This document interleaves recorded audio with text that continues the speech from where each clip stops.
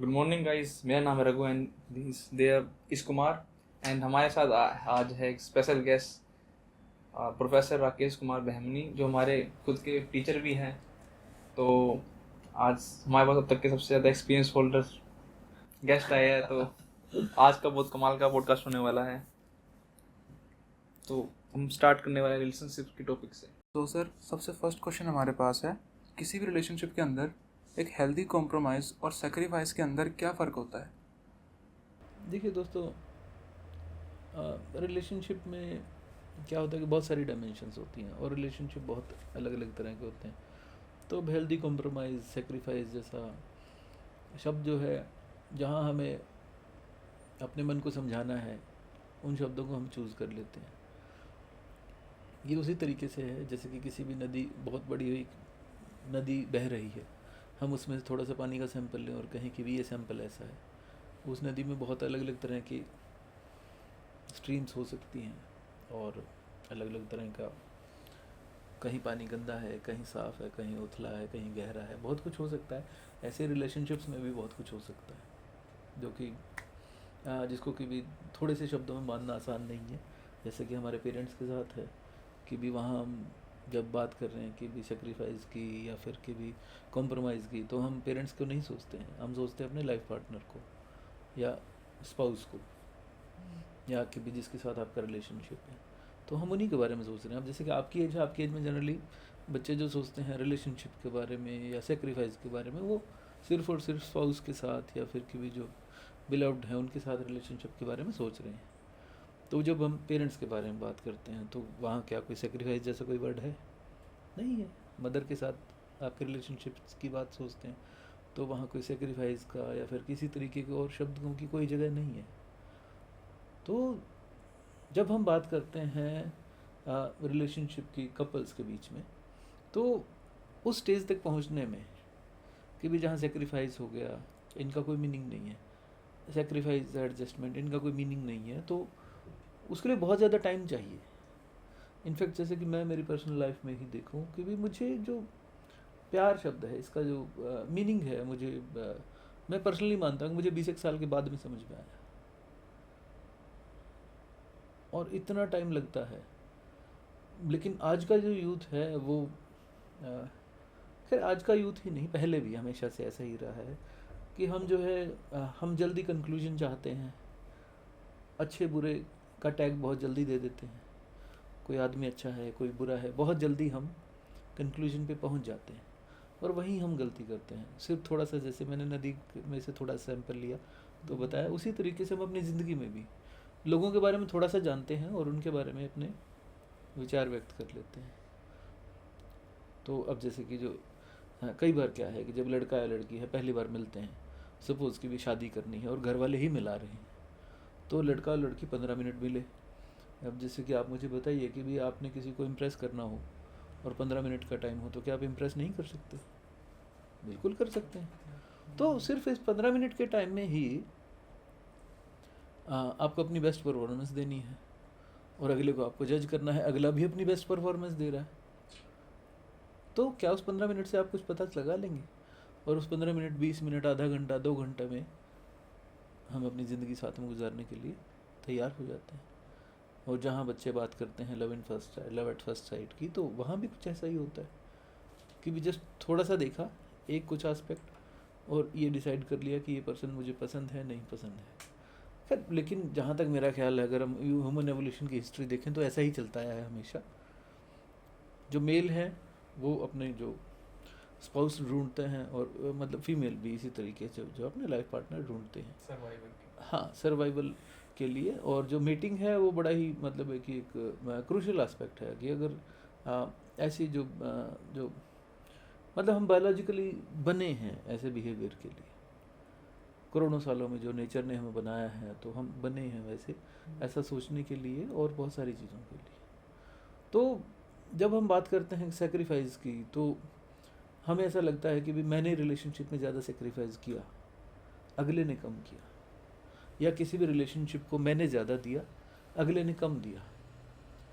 आप किसी भी ज़्यादातर केसेस में पूछ कर देखिए कि भी आप यूनिवर्सिटी में यंग स्टूडेंट हैं, आप लोग, आप यूनिवर्सिटी में सर्वे करवा के देख लीजिए कि भी कोई भी कपल साथ में है तो पूछिए कि भी रिलेशनशिप को मेंटेन करने के लिए कौन ज़्यादा मेहनत कर रहा है, तो हर कोई यही बोलेगा कि मैं मेहनत कर रहा हूँ। आप किन्हीं भी लड़कों से पूछिए, वो बोलेंगे कि मैं ज़्यादा मेहनत कर रहा हूँ, या मैं ज़्यादा इस रिलेशनशिप को दे रहा हूँ, टाइम दे रहा हूँ, एफर्ट दे रहा हूँ। हाँ, आप किसी लड़की से पूछिए, वो भी यही बोलेंगे कि जी मैं ज़्यादा एफर्ट कर रही हूँ, मैं ज़्यादा एडजस्ट कर रही हूँ इस रिलेशनशिप को मेंटेन करने के लिए। यहाँ जो कंसेप्ट है वो ये कि हम अ, अपनी फीलिंग्स को तो बहुत ज़्यादा अच्छे से समझते हैं, बहुत ज़्यादा अच्छे से जानते हैं, या उनको जी रहे होते हैं, लेकिन अगले पर्सन की जो लाइफ है, उसकी जो फीलिंग्स है, उनको कई बार हम उतने थोड़े टाइम के लिए देख पाते हैं, तो वहीं से फिर गड़बड़ होती है। अब यहाँ से कि भी जितना ज़्यादा जो हम एडजस्ट करेंगे, अब जैसे कि मैंने वर्ड यूज़ किया एडजस्ट, तो हाँ करना चाहिए। अब बहुत सारे लोग हैं वो कहते हैं कि नहीं मैं किसी भी चीज़ से एडजस्ट नहीं करूँगा, अगले जो हैं वो एडजस्ट करें, तो वहाँ फिर एडजस्टमेंट प्रॉब्लम होती हैं, और कि भी रिलेशनशिप जो है ख़राब होते हैं बहुत सारे लोगों के। तो ये काफ़ी सारी चीज़ें हैं, एडजस्टमेंट, सेक्रीफाइस, इनके जो रियल मीनिंग है फ्रेंड्स, वो काफ़ी लंबे रिलेशनशिप के बाद में समझ में आते हैं, शुरुआत में समझ में नहीं आते। तो शुरुआत में तो बच्चे जो हैं आपकी एज के, वो गेम खेल रहे होते हैं तो खेलते रहते हैं, nothing else, nothing serious. Sir काफ़ी ब्यूटीफुल जवाब दिया आपने हमारे क्वेश्चन का। नहीं मैंने जवाब दिया ही नहीं, जस्ट बातचीत हो रही है, नथिंग या एल्स। या समझा दी ऊपर से कि उसे समझने के लिए टाइम चाहिए, और भाई हमारी इतनी एज नहीं है। नहीं टाइम चाहिए। अब ये एज है, ये शुरुआत है। अब सपोज़ कि आपको 10 साल चाहिए, तो 10 साल शुरू हो गए, अभी से स्टार्ट हो गया। हाँ, बल्कि आप उस चीज़ को समझ चुके हैं, लेकिन कपल के मामले में नहीं, लेकिन अपने पेरेंट्स के मामले में तो समझते ही हैं। क्या वहाँ सेक्रीफाइस जैसा कुछ है? नहीं है। वहाँ एडजस्टमेंट जैसा कुछ है? नहीं है। तो आपके जो पेरेंट्स हैं, या आपके जो सिस्टर हैं, या कोई भी जिनके साथ कि आपको बहुत लंबा रिलेशन है, तो वहाँ है, प्यार है, प्यार है। जनरली जो प्यार का मीनिंग एक ही तरह के रिलेशनशिप में ले लेते हैं, तो वहाँ गलत है। एक जगह से डायमेंशन बचा नहीं हुआ। हाँ, मतलब है कि आप अपने फादर से भी प्यार कर सकते हैं, अपनी मदर से भी कर सकते हैं, छोटी सिस्टर है, बड़ी सिस्टर है, भाई है। तो जब उनसे, जैसे कि मैंने कहा कि भी क्या टाइम लिया आपने, नहीं, वो जस्ट अपने आप नेचुरली आप अपनी ज़िंदगी जी रहे हैं, इकट्ठे अपनी ज़िंदगी जी रहे हैं फैमिली के तौर पे, और वो चीज़ें निकलती जा रही हैं। हाँ, तो इस फ्लो में ही जिंदा जीना है। तो अब इसमें क्या है कि बहुत सारे लोग आपकी ज़िंदगी में आएंगे। अब जैसे कि टीचर भी हैं, अब जैसे कि मैं हूँ कि भी मैं थोड़े टाइम के लिए आपकी ज़िंदगी में आया हूँ, मेरा एक सर्टेन रोल है, वो रोल प्ले करेंगे, और फिर उसके बाद यहाँ से चले जाएंगे। मतलब आप अलग हो जाएंगे, मैं अलग हो जाऊँगा, आपको फिर और लोग मिलेंगे जो कि आपकी ज़िंदगी में अपना रोल प्ले करेंगे। मेरे से पहले भी बहुत सारे टीचर आपकी ज़िंदगी में आए हैं, उन्होंने अपना रोल प्ले किया और आपकी ज़िंदगी से निकल गए, और आप भी बहुत सारे लोगों की ज़िंदगी में आएंगे, अपना रोल प्ले करेंगे। तो ऐसा चलता रहता है। और आप जो हम हैं, हम अपने जो एक्सपीरियंसेस हैं थ्रू आउट लाइफ के, वही हम हैं।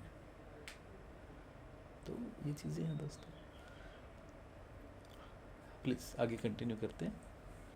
ठीक है। तो सर जिस तरह से हमने बात की, जो काफ़ी रिलेशनशिप्स होते हैं जिसमें लाइक काफ़ी लंबा टाइम हो जाता है दोनों को साथ रहते हुए, चाहे हम उनमें रोमांटिक रिलेशनशिप लगा लें या नॉर्मल लगा लें, कोई भी लाइक पेरेंट चाइल्ड, उनके अंदर जब लाइक हम लोग हर्ट हो जाते हैं किसी रीज़न से, बिकॉज ऑब्वियसली दोनों इंसान हैं, गलतियां हर किसी से होती हैं, और उस रीज़न से अगर कोई हर्ट हो जाता है, तो आखिर हम अपने आप को इस तरह फॉरगिव कैसे कर सकते हैं? ये चीज़ हम सीख कैसे सकते हैं कि सामने वाले को हम फॉरगिव करें? How can we learn to forgive ourselves और आवर पार्टनर?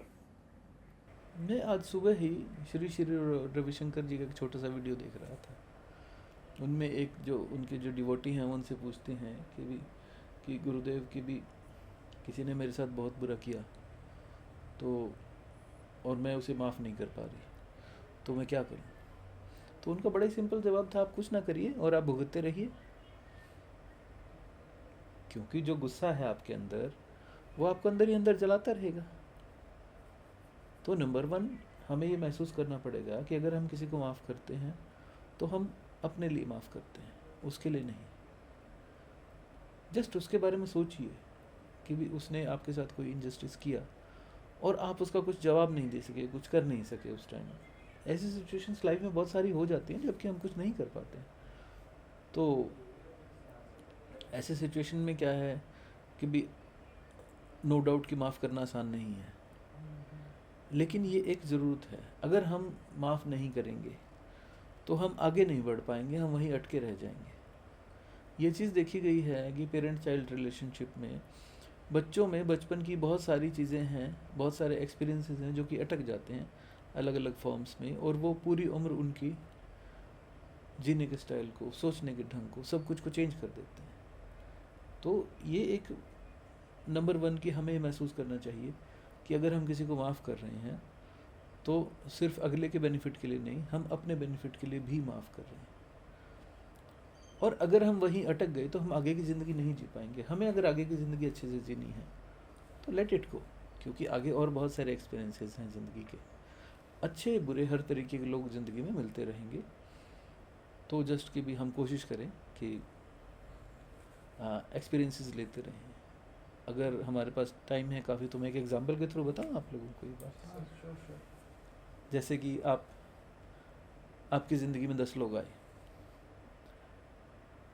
यहाँ आपने क्लास में एडमिशन लिया, 10 लोग आपके दोस्त बने। 10 में से 8 लोग ऐसे हैं निकले जिन्होंने समहाउ कि भी आपके ट्रस्ट को ब्रीच किया, आपके भरोसे को तोड़ा, और 2 ऐसे मिले जो कि आपके भरोसे पर खरे उतरे। यही फीलिंग औरों की भी आपके लिए हो सकती है। अब कितने लोग ट्रस्टवर्दी निकले आपके लिए? 2, 8 नहीं निकले। तो अगर इसको आप एवरेज के हिसाब से देखें तो बड़ी पुअर एवरेज है। तो फिर हम क्या करें? क्या हम किसी पे भरोसा ना करें? नहीं, ऐसा नहीं करना है, हमें भरोसा तो करना है। अब सपोज कि ठीक है 2 लोग आपके पास आ गए जो कि आपके ट्रस्टवर्दी हैं, उसके बाद फिर दोबारा से 10 लोगों पे भरोसा करें, उनमें से 2 और आ जाएंगे, फिर और 10 लोगों में भरोसा करें, उनमें से भी 2 आ जाएंगे, और 6 या 7 ऐसे लोग अगर आपको दोस्त मिल गए ज़िंदगी में जिनके ऊपर कि आप बहुत ज़्यादा अच्छे से भरोसा कर सकते हैं और वो आपके भरोसे पे खरे उतर रहे हैं, तो ज़िंदगी बहुत प्यारी है और बहुत अच्छे से कट जाएगी। अब यहाँ जो प्रॉब्लम है वो अपने मन को समझाने की है कि हमें धोखा खाने के बावजूद भी लोगों पर भरोसा करना है। क्योंकि जब 8 लोग मुझे धोखा दे रहे हैं तो क्या अगले 10 लोगों में भरोसा करना जायज़ है? स्टैटिस्टिकली ठीक नहीं है, लेकिन मुझे ऐसे लोग अपनी ज़िंदगी में चाहिए जिनके ऊपर मैं भरोसा कर सकूं, वो मुझ पर भरोसा कर सकें और हम भी इस लायक बने। अब आज की दुनिया में एक ये बड़ा है कि भी सभी लोग मेरे ऊपर भरोसा करें, सभी लोग मेरी बात मानें, और मैं जैसे हूँ मैं वैसा ही रहूँ। तो फिर वहाँ गड़बड़ हो जाती है कि भाई जो मैं तो अपने आप को चेंज नहीं करना चाह रहा, लेकिन बाकी सभी जो लोग हैं वो अपने आप को चेंज करें मेरे अकॉर्डिंगली, कि वो अपने आप को इस ढंग से चेंज करें कि वो मेरे भरोसे के काबिल बन सकें और मैं उनके ऊपर भरोसा कर सकूं, मैं उनको वो मुझे धोखा ना दें और मैं उनको कैजुअली ले लूँ। कई बार हम रिलेशनशिप्स में कैजुअल होते हैं तो उसकी कॉस्ट हमें पे करनी पड़ती है। और इसके अलावा एक चीज़ और रिलेशनशिप्स के बारे में जो आई होप कि थोड़ा सा साइड ट्रैक तो हो रहे हैं, लेकिन एक इम्पॉर्टेंट बात यह है कि रिलेशनशिप में हमें एफर्ट्स कंटिन्यूसली डालने पड़ते हैं। अब आप देखिए कि भी बचपन में आज से 7-8 साल पहले आपके जो दोस्त थे तो क्या वो वैसे ही हैं आज भी? उनमें से बहुत सारे हैं जो कि आपकी ज़िंदगी से निकल गए होंगे। अब बहुत सारे ऐसे हैं जो कि आप समझेंगे कि नहीं मेरा दोस्त वैसा ही है जैसा 8 साल पहले था। बेशक आप उससे 8 साल से ना मिले हों, तो उससे मिलिए और पाएंगे कि 8 साल में बहुत सारे जो स्पेस आपने छोड़ा था वो दूसरों ने भर दिया है, तो उसके नए दोस्त बन गए हैं। आप उससे कंटिन्यूसली टाइम की डिमांड करें तो वो उतना टाइम आपको नहीं दे पाएगा। हालांकि दोस्ती में कमी नहीं है, वैचारिक मतभेद भी बिल्कुल नहीं है, लेकिन कि भी कोई भी स्पेस जो खाली होता है लाइफ में, या आप किसी की ज़िंदगी में खाली करते हैं या कोई और आपकी ज़िंदगी में खाली करता है, वो अपने आप भर जाता है दूसरे लोगों के स्पेस से। तो इसलिए आप जिस भी रिलेशनशिप को मेंटेन करना चाहते हैं या कोई लोग जिनको कितना ट्रस्टवर्दी समझते हैं कि वो आपके ज़िंदगी में रहें, तो उनमें इन्वेस्ट करते रहें। इन्वेस्टमेंट सिर्फ पैसे से ही नहीं होती है, हर जगह पैसे से इन्वेस्टमेंट नहीं होती है। इनफैक्ट देखा गया है कि क्लोज़ फ्रेंड्स में जहाँ पैसा इन्वॉल्व होता है वहाँ दोस्ती टूट जाती है। तो वहाँ आपको एफर्ट्स इन्वेस्ट करने हैं, वहाँ ट्रस्ट इन्वेस्ट करना है, आपको ट्रस्टवर्दी बनना है। तो ये चीज़ें हैं दोस्तों इस टॉपिक के ऊपर। हाँ जी दोस्तों प्लीज़। इस क्वेश्चन का आंसर मिल ही चुका है, लेकिन इस वैसे तो हमने इसका आंसर दे दिया अगले क्वेश्चन का, लेकिन मैं दोबारा बता रहा हूँ, पूछ रहा हूँ अब की बार जो आएगा वो टोटली नया आंसर आएगा। बिल्कुल। तो एक हेल्दी रिलेशनशिप को टिकाने के लिए कौन से नुस्खे लगाए जाते हैं, कौन से मसाले डाले जाते हैं?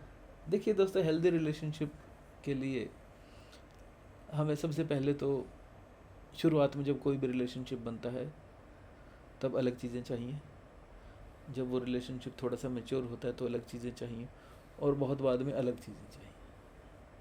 चीज़ों का मतलब यहाँ एफर्ट्स भी हो सकते हैं, रिगार्ड भी हो सकता है, प्यार भी हो सकता है, बहुत सारी चीज़ें हो सकती हैं। जब कोई रिलेशनशिप बनता है तो बिल्कुल शुरुआत में जो रिलेशनशिप टिका होता है गिव एंड टेक पर।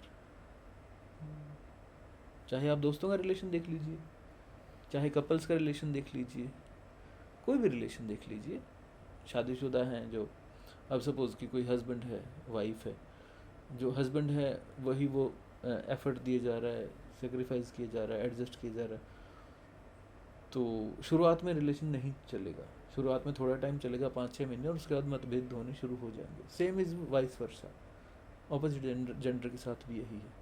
शुरुआत में जब रिलेशनशिप टिका होता है तो वो गिव एंड टेक पर टिका होता है, इसमें कोई शक वाली बात नहीं है। नो डाउट वहाँ प्यार इन्वॉल्व होता है, वहाँ रिस्पेक्ट इन्वॉल्व होती है, लेकिन एक ही गिव एंड टेक है शुरुआत में। जैसे जैसे रिलेशनशिप मैच्योर होता जाता है, पुराना वर्ड इस्तेमाल नहीं करूँगा मैं, मैच्योरिटी की बात करूँगा यहाँ, क्योंकि बहुत सारे ऐसे लोग भी हैं जो कि बहुत लंबे टाइम से साथ रह रहे हैं, लेकिन है कि उनका रिलेशनशिप कभी मैच्योर नहीं होता और वो उस रिलेशनशिप को भुगतते हैं। टॉक्सिक रिलेशनशिप जो वर्ड है ऐसे ही रिलेशनशिप्स के लिए आता है। तो रिलेशनशिप शुरुआत में गिव एंड टेक पर होता है, उसके बाद कुछ कॉमन बॉन्ड्स ऐसे हो जाते हैं जो कि उन्हें बांधे रखते हैं। जैसे कोई अगर शादीशुदा है, कोई कपल है, तो वहाँ बच्चे हैं, बच्चे भी हैं, इसके अलावा उनकी एक कॉमन जो इमेज है, एक कपल है उसकी जो कॉमन इमेज बनी है, वो इमेज भी जो है एक बड़ा ही वो है। और भी बहुत सारी चीज़ें हैं, जैसे कि हम खुद भी अपने लाइफ पार्टनर के या स्पाउस के बगैर खुद को इमेजिन करना कम कर सकते हैं कि भी मैं उसके बगैर तो अपनी लाइफ इमेजिन ही नहीं कर सकता। अब मैंने कई बार ये देखा है कि जहाँ जो कपल्स बहुत लंबे टाइम तक रिलेशनशिप में रहते हैं, फॉर एग्जांपल कि 30-40 साल से इकट्ठे रह रहे हैं, उनमें से सपोज़ अगर एक पार्टनर चला जाए तो उसके 2-1 महीने में दूसरा पार्टनर भी इस दुनिया से चला जाता है। तो वहाँ क्या होता है कि डिपेंडेंस इतनी ज़्यादा होती है कि भी उसको शब्दों में बयान नहीं किया जा सकता। और शायद अब जो मैं भी ऐसे रिलेशनशिप में हूँ तो आज से 15 साल बाद, 20 साल बाद मैं भी कुछ नया सीखूँ। तो मतलब बहुत सारी चीज़ें हैं जो कि मैंने देखा है कि उनको शब्दों में बयान नहीं किया जा सकता, उन्हें सिर्फ महसूस किया जा सकता है। अब एक बहुत लॉन्ग टर्म रिलेशनशिप को बयान करना वैसे ही है जैसे कि किसी एक आदमी को जिसने आम नहीं खाया है उसको हम आम का टेस्ट एक्सप्लेन करें, तो वो चीज़ पॉसिबल नहीं है। लॉन्ग टर्म रिलेशनशिप के जो मतलब है कि जो मज़े हैं, जो फीलिंग्स हैं, वो उसको जी कर ही आ सकती है। तो लॉन्ग टर्म तो शुरुआत में अलग चीज़ें चाहिए, बीच में अलग चीज़ें चाहिए और बाद में अलग चीज़ें चाहिए लाइफ में। हाँ, लाइफ के फेजेस में। अब नो डाउट यहाँ शुरुआत से एंड तक रिस्पेक्ट एक ऐसी चीज़ है जो कि प्यार से भी पहले आती है। जहाँ म्यूचुअल रिस्पेक्ट नहीं है वहाँ प्यार भी डेवलप नहीं होगा, क्योंकि अब जैसे कि आजकल के जो कपल्स हैं, जैसे कि जो बच्चे हैं इंडस्ट्रीज़ में पढ़ रहे हैं, लड़कियां भी हैं और लड़के भी हैं। पहले के कंपैरेटिवली समाज बहुत ज़्यादा चेंज हुआ है। आज की डेट में जो लड़कियां हैं वो भी बराबर की हकदार हैं एजुकेशन के मामले में भी। इनफैक्ट बहुत सारी ऐसी यूनिवर्सिटीज़ हैं, जैसे कि हमारी ही यूनिवर्सिटी है, तो हमारी यूनिवर्सिटी में लड़कियां जो हैं वो ज़्यादा स्टूडेंट हैं एज़ कम्पेयर टू लड़कों के।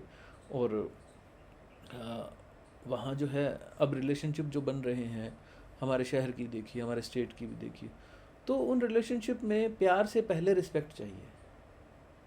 अगर रिस्पेक्ट नहीं है तो फिर प्यार नहीं है। पुराने टाइम की बात अलग है, लेकिन आज की डेट में ये चीज़ बहुत ज़्यादा ज़रूरी है कि कपल्स जो हैं वो एक दूसरे को रिस्पेक्ट दें, वहीं से फिर प्यार शुरू होगा, एक दूसरे को समझें।